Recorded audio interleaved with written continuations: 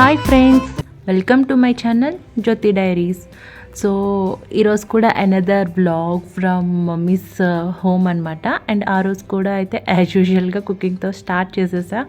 So and ఆ రోజు daddy లంచ్కి వస్తా అని చెప్పారు. సో మాలలో ఉన్నారు, ఆనియన్ తినరు కదా అని చెప్పి ఆనియన్ గార్లిక్ లేకుండా సో కుకింగ్ అయితే స్టార్ట్ చేసేసాను.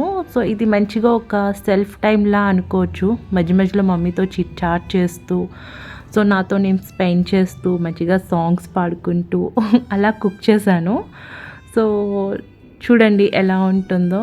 అండ్ చిక్కుడుకాయ కర్రీ ప్రాసెస్ అయితే అందరికీ తెలిసిందే కదా. టమాటా కర్రీలా చేస్తాం, చిక్కుడుకాయ బాయిల్ చేసుకుంటాం. So as usual routine process.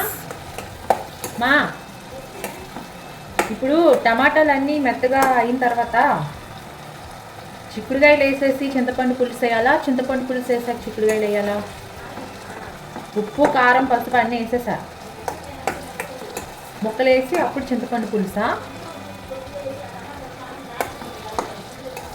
Okay okay, done done done.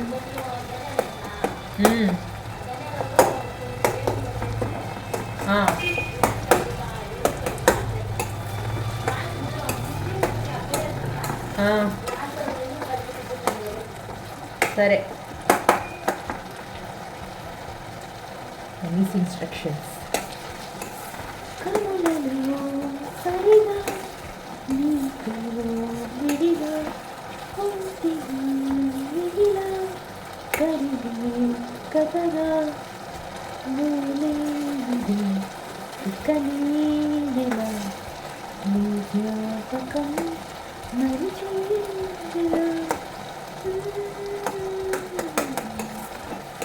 ఈ సాంగ్ ఒక 2 days బ్యాక్ విన్నాను. అప్పటి నుంచి కంటిన్యూస్గా లూప్లో అలా తిరుగుతూ ఉంది. అంతే కదా, ఏదైనా సాంగ్ నచ్చితే ఒక 1 week 10 days అదే మనకు అలా హమ్ చేస్తూ ఉంటాం. కాదమ్మా, ఎవరిష్టం వాళ్ళది కదా. నీకు కొన్నిటి మీద ఇంట్రెస్ట్ ఉంటుంది, నాకు కొన్నిటి మీద ఇంట్రెస్ట్ ఉంటుంది. సూర్య గారు అదేదో చెప్పారు, నాకు చేయడం రాలేదు. రాకపోతే నువ్వు అసలు చదువుకున్నావా?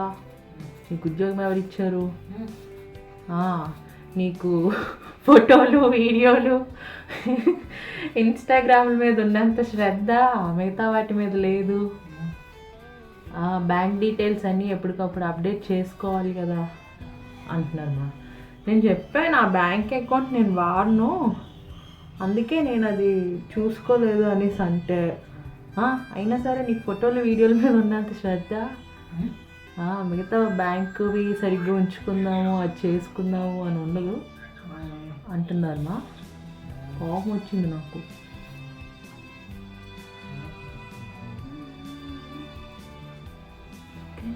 అలాగని వచ్చా తప్పని అందరికి అన్నీ తెలియాలని లేదు కదా. ఆయనకి కొన్ని నువ్వేం చేయొద్దులే. మాటకొస్తే మా అల్లుడు మంచోడు, మా అల్లుడు మంచోడు, నోట్లో నాలుక లేదు, నువ్వే గయ్యాలి దానివి,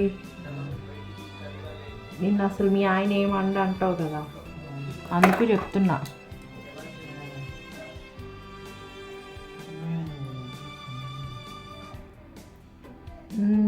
మీ అందరూ అలాగే కదా అంటారు. వంశీయాలు అరియాలు కూడా అంతే మాటకొస్తాయి. బావ అమాయకుడు, బావ అమాయకుడు అంటారు.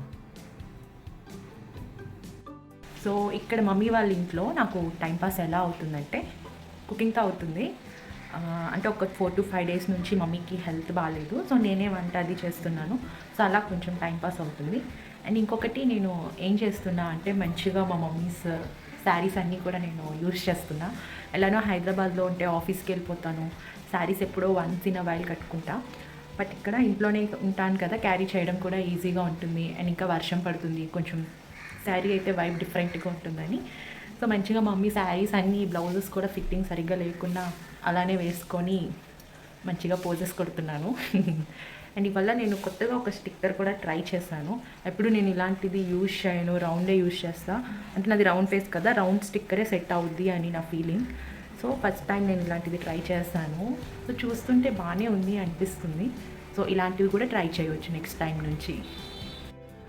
సో ఇలా ఒక పక్క వంట చేస్తూనే ఓ పక్క రెడీ అవ్వడం, మమ్మీతో మా హస్బెండ్ మీద కంప్లైంట్స్ చెప్పడం అన్నీ కూడా ప్యారలల్గా జరుగుతూ ఉన్నాయన్నమాట.